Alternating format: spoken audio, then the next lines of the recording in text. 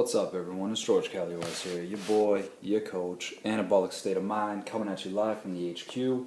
Talk about my squat session I had yesterday. Started working out a little bit early this week, or not squat session, overhead press session, but I'm doing squats first.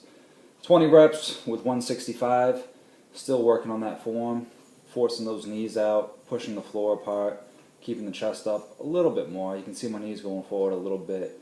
I'm never going to be a vertical squatter. It's just not in the game plan for me.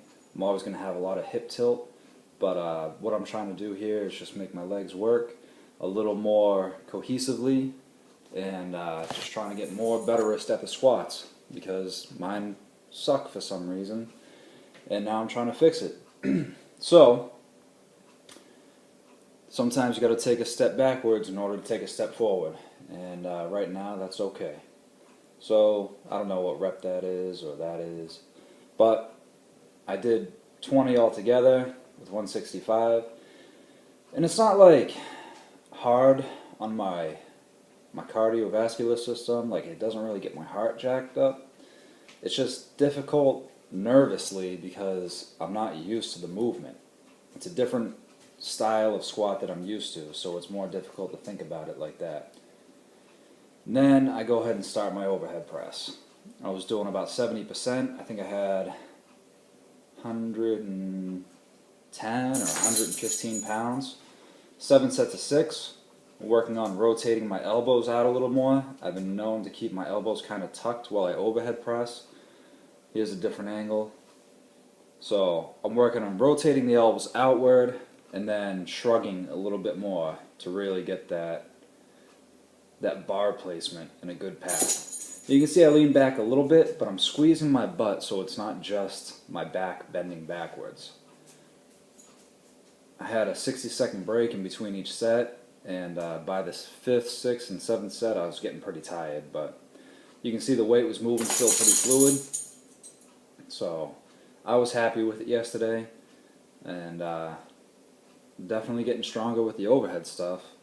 There's my total time, 9 minutes it took me. Because my shoulders were so smoked after, I decided to just do some barbell rows instead of going into my incline press. And sometimes it's better to do something like that. Oh, and I supersetted pikes. Sometimes it's better just to give you that main movement a rest before you go and try and hit something else. Simply because you can get more out of the work that you're putting into it. So 20 reps of pikes, and then I think I was doing like 6 or 8 reps with the bent row for like four sets or something. I got it all written down. And then I started my incline. And it's not a steep incline. I did a little closer grip than I'm used to. And this is the second set here. The first set looked terrible for some reason. I couldn't keep my elbows tucked and just felt bad.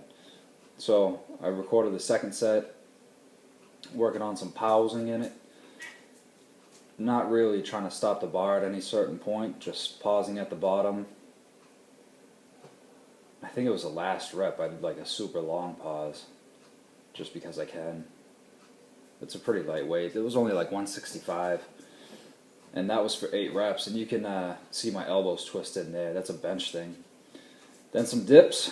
The ring dips will smoke you. I think I'm actually going to start doing these before I do like incline after my overhead press work, because after the incline press, the ring dips are much harder than just regular bar dips. Managed to get about 20 cheating reps, so that was pretty good. And my pecs are actually pretty sore from that today too. I don't know if it was out of the incline barbell. And here's just some tricep extensions, nothing crazy. That's about 25 pounds or something. Just hitting up some reps. My triceps were pretty smoked after all the pressing I've done, or I did in that day, so obviously didn't go too heavy. Working on just elbow extension, building up the small tissue, connective tissue around the elbows, trying to get those stronger.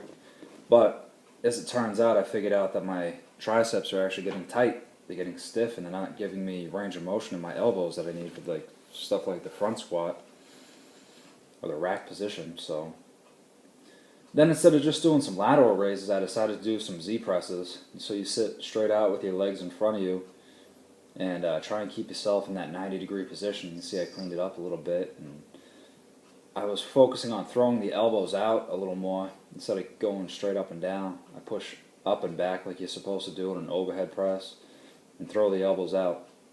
I think I did some band press downs or something after that and went into my finisher. So I had 20 seconds of work, 10 seconds of rest, typical Tabata set. And I was doing a squat hold, trying to sink down a little bit into the squat with the ropes. And then I was doing burpees after. And I apologize in advance for the burpees because they're ugly.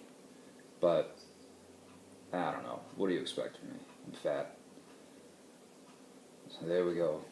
I don't know if you call those a burpee or fucking sprawl. I don't know. They're ugly. I wasn't too happy when I saw the video as I'm talking about it here. But work got in, got it done, and that's it. Make sure you like the video, share the video, and leave your comments below. Appreciate your time.